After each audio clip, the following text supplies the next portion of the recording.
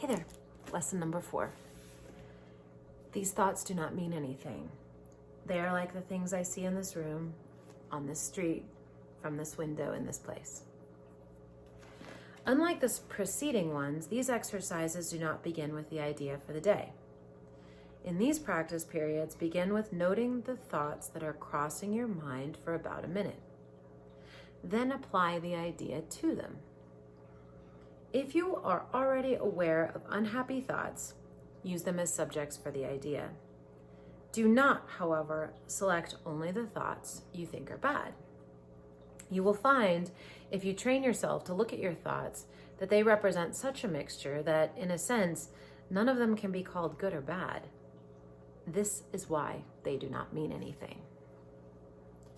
In selecting the subjects for the application of today's idea, the usual specificity is required.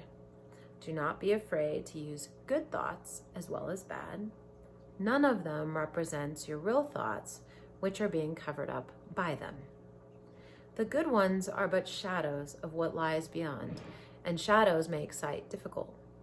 The bad ones are blocks to sight and make seeing impossible. You do not want either. This is a major exercise and will be repeated from time to time in somewhat different form. The aim here is to train you in the first steps toward the goal of separating the meaningless from the meaningful.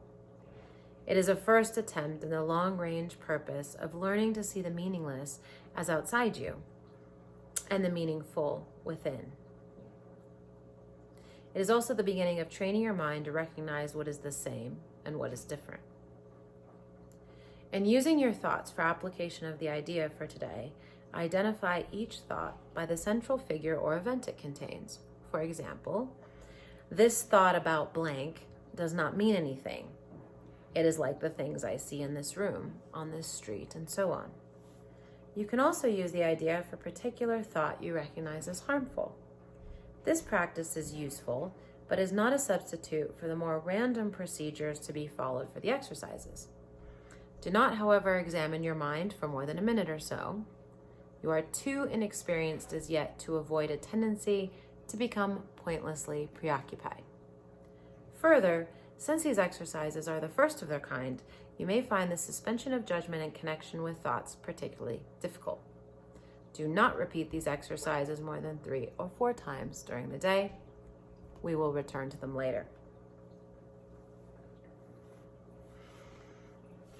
I think it really explains it perfectly. You're just starting to become aware of your thoughts and tell yourself that they aren't actually meaningful and that there are other thoughts beyond these. So anyway, bless you. Have a wonderful day.